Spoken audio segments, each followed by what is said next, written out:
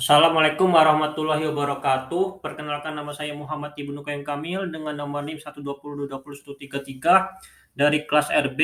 Di sini saya akan mempresentasikan topik pembangunan wilayah berdasarkan pendekatan klaster atau teori klaster sebagai untuk memenuhi tugas UTS.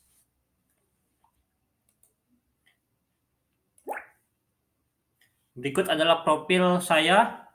Nama saya Muhammad Ibnu Qayyim Kamil dengan nomor NIM 120202133. Berikut adalah outline dari presentasi saya. Urutan dari outline ini adalah pertama latar belakang, pokok pemikiran, faktor daya saing wilayah, contoh penerapan teori klaster, skala klaster, Porter's Diamond, strategi pengembangan wilayah, kebijakan ekonomi, manfaat teori klaster, dan yang terakhir adalah kritik dari teori klaster. Latar belakang teori klaster. Michael Porter mengembangkan konsepsi yang berpengaruh tentang keunggulan kompetitif. Konsepsi yang dikembangkan oleh Porter bertujuan untuk menjelaskan peran dan dinamika konsentrasi geografis atau klaster. Lalu dalam ekonomi nasional dan kontribusinya terhadap pertumbuhan, produktivitas, dan daya saing perdagangan. Lalu konsep ini dikembangkan oleh Porter dengan dilatar belakangi atas lambatnya pertumbuhan ekonomi di Amerika Serikat dan adanya tekanan krisis ekonomi.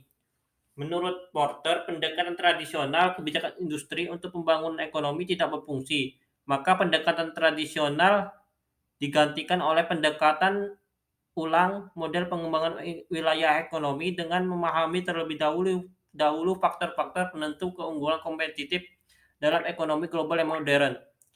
Untuk menciptakan keunggulan kompetitif, Porter mengembangkan kebijakan klaster.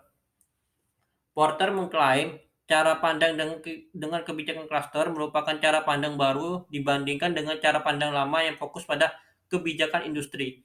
Kebijakan industri dianggap melemahkan kompetensi sehingga melemahkan kemampuan produktivitas dan inovasi produksi.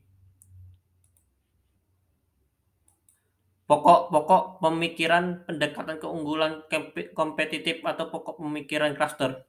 Porter mengusulkan arah baru pengembangan wilayah. Yang pertama, pembangunan berfokus pada keunggulan kompetitif, bukan penciptaan lapangan kerja. Lalu yang kedua, pembangunan berbasis klaster yang mencerminkan inti dari pendorong terciptanya lapangan kerja dan upah. Yang ketiga, pembangunan kekuatan yang ada saat ini dan yang potensial untuk dikembangkan. Lalu yang keempat, pengembangan strategi pembangunan daripada daftar tindakan. Lalu yang kelima, pembangunan dengan prioritas dan urutan. Lalu yang keenam, pembangunan berdasarkan data, bukan politik atau pemikiran penuh harapan semata. Selanjutnya adalah faktor daya saing wilayah. Porter menyarankan agar kebijakan pengembangan regional perlu fokus pada pengembangan keunggulan kompetitif. Wilayah yang kompetitif adalah ketika perusahaan-perusahaan di wilayah tersebut beroperasi secara kompetitif unggul dengan wilayah lain, nasional maupun global, sehingga mampu memelihara dan memperbaiki upah dan standar hidup. Keunggulan kompetitif tergantung pada produktivitas jangka panjang dan efisiensi pada sebuah lokasi untuk melakukan bisnis. Keunggulan kompetitif bukan berarti upah rendah. Unit sub negara, bagian atau subprovinsi menjadi unit yang esensial dalam pengembangan keunggulan kompetitif. Nah, lalu menurut Porter, faktor-faktor menentukan keunggulan daya saing wilayah antara lain faktor endowment, sumber daya yang telah dimiliki oleh suatu wilayah seperti lokasi, lahan, kesuburan tanah, iklim, sumber daya alam, bentang alam, pemandangan alam, lingkungan, penduduk, warisan atau cagar budaya. Lalu yang kedua adalah keunggulan secara makroekonomi. Kebijakan moneter, pembangunan manusia, dan kelembagaan politik yang efektif. Lalu yang ketiga, keunggulan secara mikroekonomi, yaitu kualitas lingkungan, pengembangan klaster, kecanggihan strategi, dan operasional perusahaan.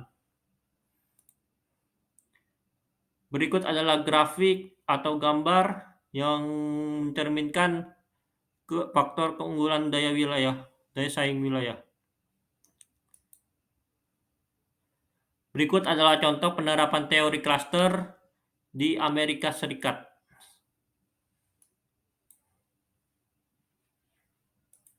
Klaster memiliki skala, yaitu skala global dan skala lokal. Klaster global itu melayani pasar nasional yang global, dan keunggulannya adalah mudah terpapar kompetisi dengan wilayah dan negara lain. Lalu klaster lokal itu melayani pasar lokal atau negara. Keunggulannya itu sedikit terpapar kompetisi dengan wilayah lain dalam negeri maupun luar negeri. Lalu yang selanjutnya Porter's Diamond. Cluster adalah manifestasi dari konsep Porter's Diamond yang diimplementasikan. Kedekatannya timbul dari kolokasi perusahaan, pelanggan, pemasok, dan institusi lain memperkuat semua tekanan untuk berinovasi dan meningkatkan produktivitas. Dalam artikel Global Competitive Report 1998, Porter menemukan bukti peran klaster dalam pembangunan ekonomi. Porter menguji secara statistik di sampel banyak negara dan menemukan dukungan empiris untuk teori secara keseluruhan tentang hubungan antara lingkungan bisnis ekonomi mikro dan kemakmuran ekonomi nasional, dan khususnya untuk dampak klaster lokal pada pembangunan ekonomi. Kehadiran klaster yang dikembangkan dengan baik memberikan manfaat yang kuat untuk produktivitas dan kapasitas untuk inovasi yang sulit ditandingi oleh perusahaan yang berlokasi di tempat lain. Berikut adalah gambar dari Porter's Diamond. Yang pertama, konteks strategi dan perusahaan, lalu ada kondisi permintaan, lalu ada industri-industri dan terkait industri-industri terkait dan pendukungnya, lalu adalah kondisi-kondisi faktor input.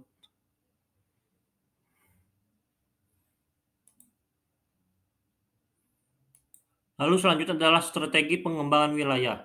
Dalam teori ini, pembangunan regional adalah peningkatan keunggulan kompetitif perusahaan, klaster, dan ekonomi nasional dalam pasar internasional. Porter mengusulkan strategi ekonomi yaitu bukanlah pelajaran dari best practice, melainkan dari pemahaman atas kondisi dan potensi yang dimiliki suatu wilayah. Menurut Porter, strategi ekonomi untuk mencapai keunggulan kompetitif haruslah sesuai dengan kondisi dan potensi yang dimiliki wilayah. Perumusan strategi pembangunan regional menurut Porter adalah sebagai berikut. 1. Pengembangan keunggulan nilai-nilai wilayah. Yang kedua, pengembangan kekuatan unik yang dimiliki. Yang ketiga, pembangunan untuk mencapai dan memelihara keseimbangan dengan wilayah sekitar. Yang keempat, penentuan prioritas dan urutan pengembangan merupakan hal yang fundamental untuk pengembangan ekonomi wilayah. Yang pertama, pengembangan keunggulan nilai-nilai wilayah, yaitu posisi keunggulan kompetitif yang khusus, lokasi warisan fisik budaya, kekuatan saat ini, potensi, dan kekuatan. Lalu yang secara rinci yaitu apa keunikan keunggulan secara lokasi, lokasi cocok untuk jenis aktivitas atau cluster seperti apa. Lalu yang terakhir adalah apa peranan wilayah di dalam lingkup wilayah sekitar negara atau global. Lalu pengembangan kekuatan unik yang dimiliki, yaitu elemen-elemen iklim dan lingkungan bisnis yang unik dan unggul dibandingkan dengan wilayah lain dan lokasi. Lalu apa klaster yang ada saat ini dan klaster yang berpotensi muncul untuk dikembangkan. Dan yang terakhir ini adalah mencapai pelihara keseimbangan dengan wilayah sekitar, yaitu hal yang dirinci adalah apa kelemahan yang harus diatasi. Lalu dari ketiga ini akan menghasilkan output, yaitu prioritas dan urutan pengembangan merupakan hal yang fundamental untuk pengembangan ekonomi wilayah.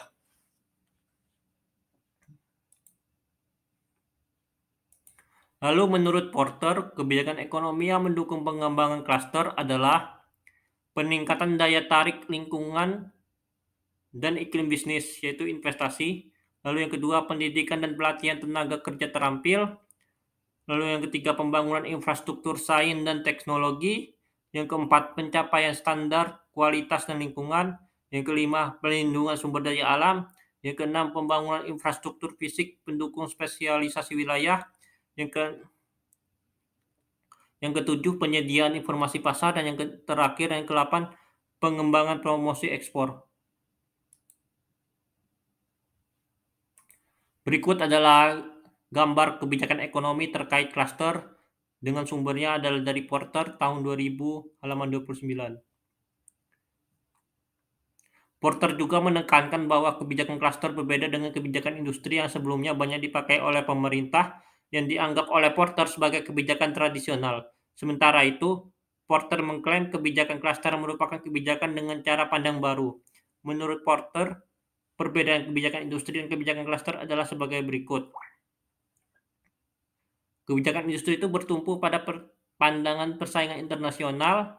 Lalu yang kedua, kebijakan industri itu melihat keunggulan kompetitif sangat ditentukan oleh peningkatan pengembalian skala. Lalu yang ketiga, kebijakan industri cenderung memusatkan keputusan intervensi di tingkat nasional. Lalu berikut adalah manfaat klaster sebagai pengembangan ekonomi wilayah. Menurut Porter, manfaat klaster adalah sebagai berikut, yaitu meningkatkan keterkaitan link edge dengan limpahan spillovers untuk mendorong perkembangan ekonomi yang pesat. Kedua, meningkatkan jumlah perusahaan terkait, multiplikasi. Yang ketiga, meningkatkan efisiensi dan efektivitas kebijakan ekonomi tradisional. Lalu selanjutnya adalah kritik-kritik dari teori klaster. Kritik teori klaster dari Martin and Shanley tahun 2023. Klaster itu sebagai konsep yang kacau.